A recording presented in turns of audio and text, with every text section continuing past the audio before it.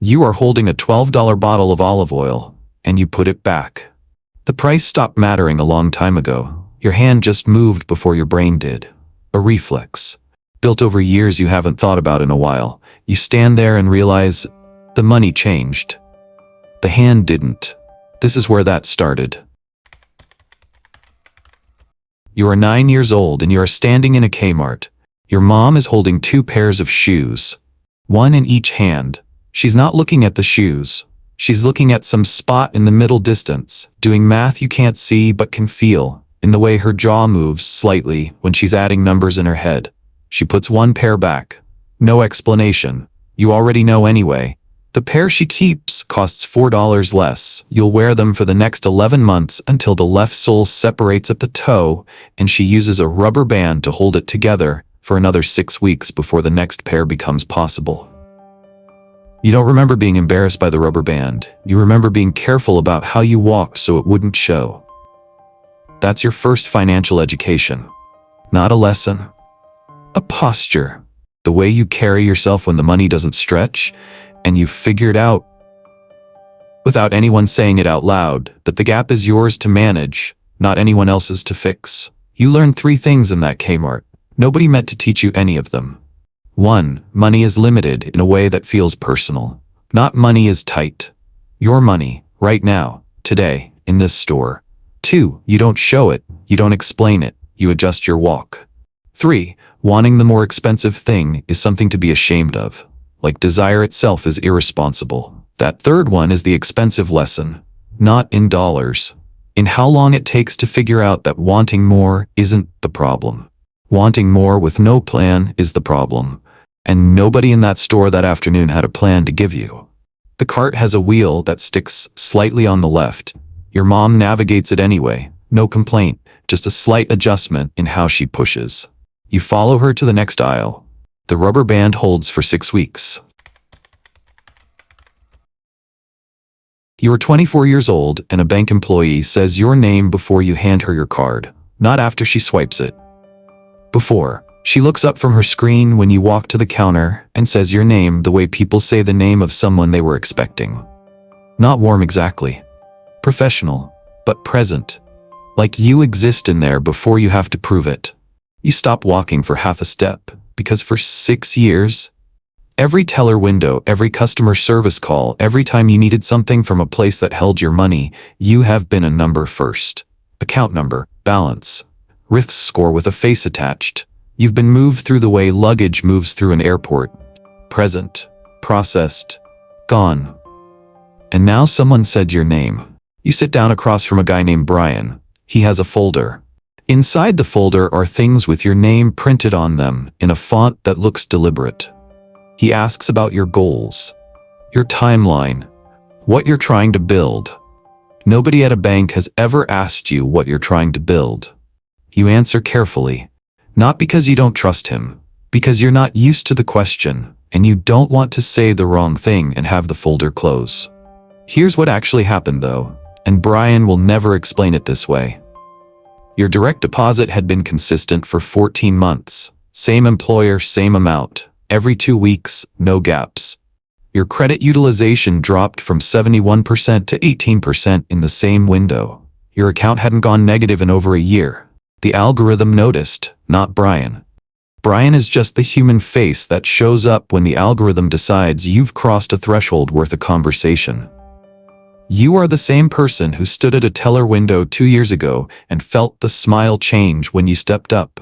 Same person whose fees processed automatically, whose calls went to hold music, whose problems got escalated to someone who never called back. Nothing about you changed. A pattern changed. And the pattern got a response. Brian closes the folder, gives you his card, says to call him directly if you need anything. You take the card, you say thank you. Outside, the air smells like bus exhaust and something frying from the place next door. Completely normal Tuesday. Nothing has changed, and also everything is slightly different, and you can't explain why yet. You're not moved by the gesture. You're studying it. Because something in you, the part that learned to adjust its walk in a Kmart, understands that this is not warmth. This is a signal. And signals from places that ignored you for years are worth paying attention to. Not because they're on your side now, because now you can see how it works. That's different. That's actually useful. The card goes in your wallet. You don't call Brian for 4 months. When you do, you know exactly what you want and exactly what to ask for. He picks up on the second ring. It's a Thursday night in November, and everyone from the office is going to a bar 3 blocks away, and you say you have something to take care of. You don't have something to take care of. You go home. Make rice and eggs because that's what's in the kitchen. The pan has a slight wobble on the burner, has had it for 2 years. You keep meaning to fix it, you never fix it. You eat standing at the counter because sitting down feels like more of a commitment than the meal deserves. Then you open your laptop and read something you've been putting off for 3 weeks. It's a 40-page PDF about compound interest. Someone posted it in a forum you found at midnight when you couldn't sleep. You printed it at work on your lunch break, folded it into your bag, forgot about it until tonight. You read it once. Then you read the section on early contributions again. There's a table on page 12. 2 people. Same income. Person A starts putting in $200 a month at 23.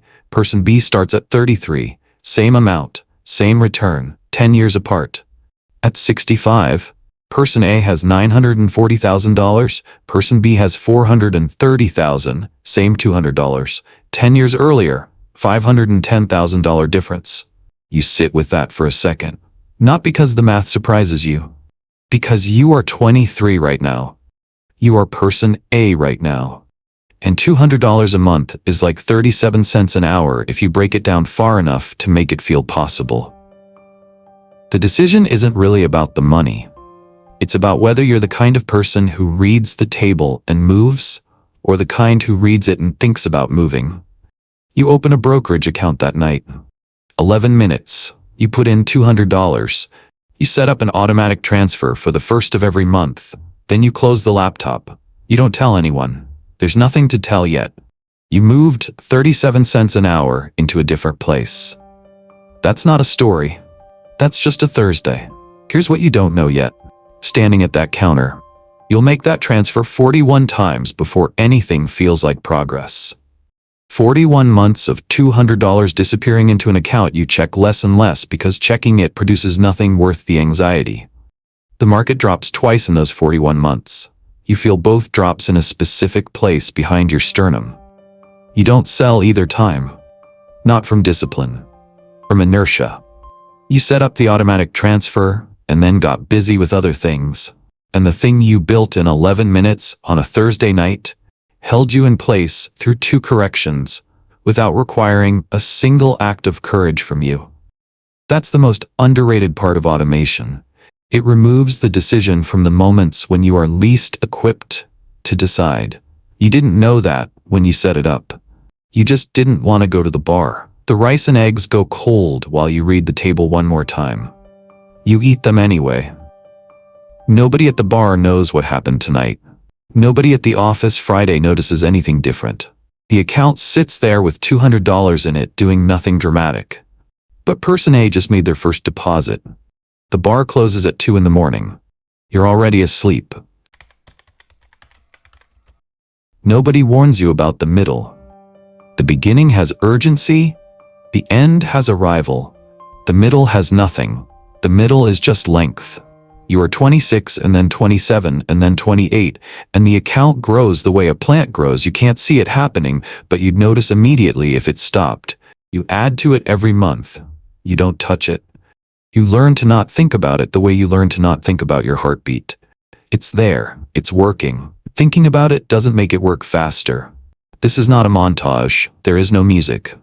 What you do notice, because it arrives on a Friday night and Friday nights make everything louder than it is Marcus. Marcus calls. You've known him since college. He wants to know if you're coming to the thing this weekend. A cabin. 8 people, 2 nights. Someone's cousin owns it. You ask how much.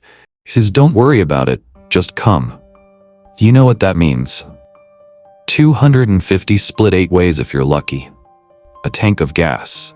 Sunday night, coming home with nothing left until Thursday, automatic transfer running Monday, account going briefly negative before the paycheck clears. You say you can't make it this time. Marcus says okay, he says next time. He means it. There is no next time. Not because Marcus stops inviting you, because the invitations start arriving less often, and then occasionally, and then you realize one afternoon that the last 3 times he called it was to ask about something specific, not just to talk. The calls that used to start with nothing, no agenda, just 2 people with a phone and time, those calls have stopped without anyone deciding to stop them. You didn't choose this. The math chose it for you. The friendships don't end. They just change texture. You show up to the things you can make it to. You laugh at the right moments. You're present enough that nobody asks if something's wrong. But pace creates distance. Not hostility, not judgment. Just distance. The kind that builds so slowly, you only see it when you look back. You look back sometimes on Sunday mornings when the apartment is quiet and Marcus hasn't called in 6 weeks. You don't regret it. That's the harder thing to sit with. The account hits $40,000 on a Wednesday afternoon. You check it, you close the app, you make coffee in the same chipped mug you've had since your first apartment, the one with the faded logo from a 5K you didn't finish. Nobody calls.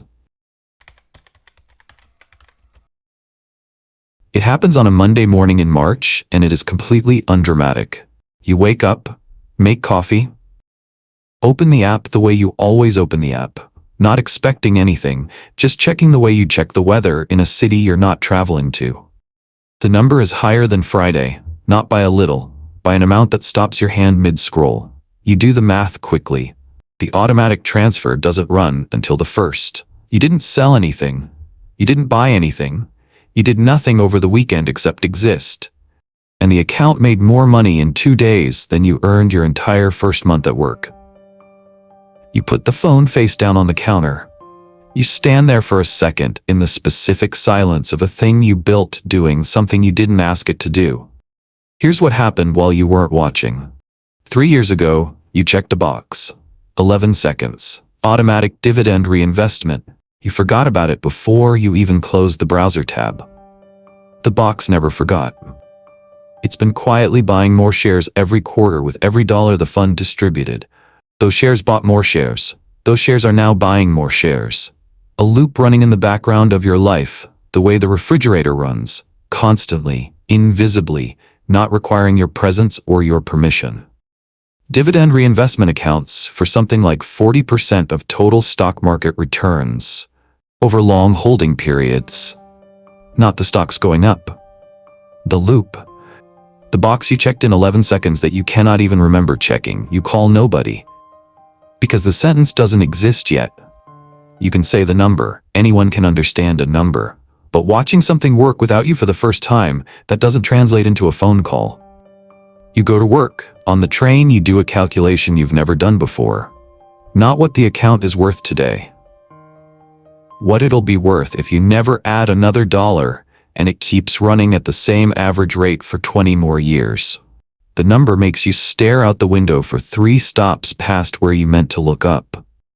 Most people never separate 2 ideas that feel like the same idea, making enough money and building something that makes money while you do everything else. The ones who do separate them usually figure it out on a Monday morning holding cold coffee with their phone face down on the counter.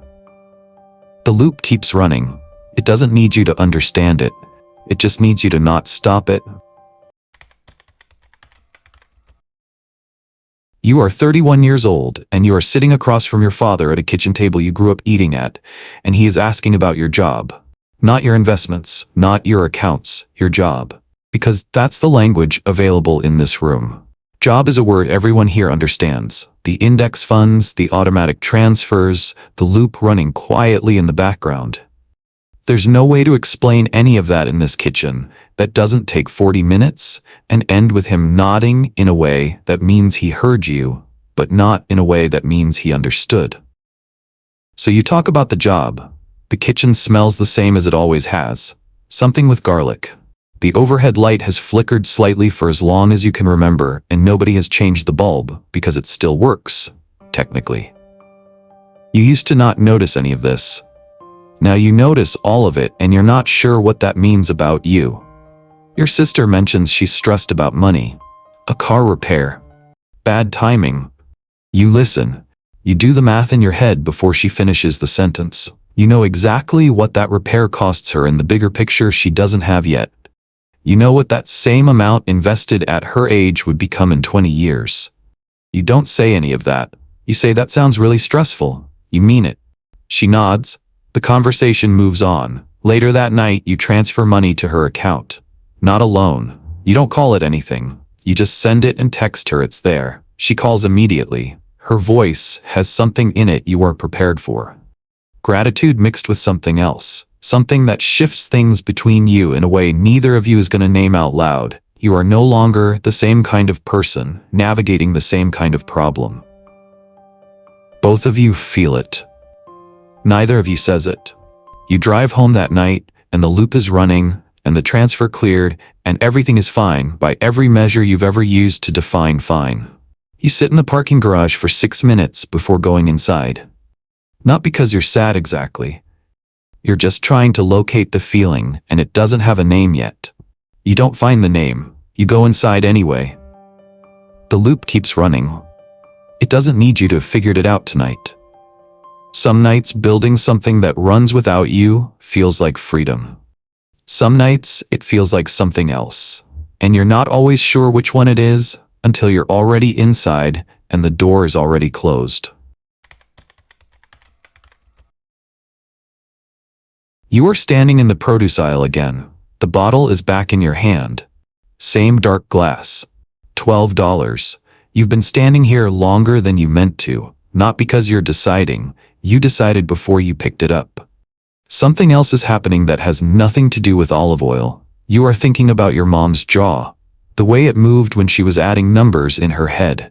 Standing in a Kmart holding 2 pairs of shoes, doing math nobody asked her to show her work on. The pair that cost $4 less went into the cart with the wheel that stuck slightly on the left. You followed her to the next aisle. You learned to adjust your walk. That was 31 years ago. The hand that just moved to put this bottle back did it before you decided anything. Same reflex. Built over years of the money not stretching to what you needed. The body keeps the old math running long after the new math has taken over. This is the thing nobody tells you about building from nothing. The money changes faster than you do. The account crosses numbers that would have been unimaginable to the kid in those shoes.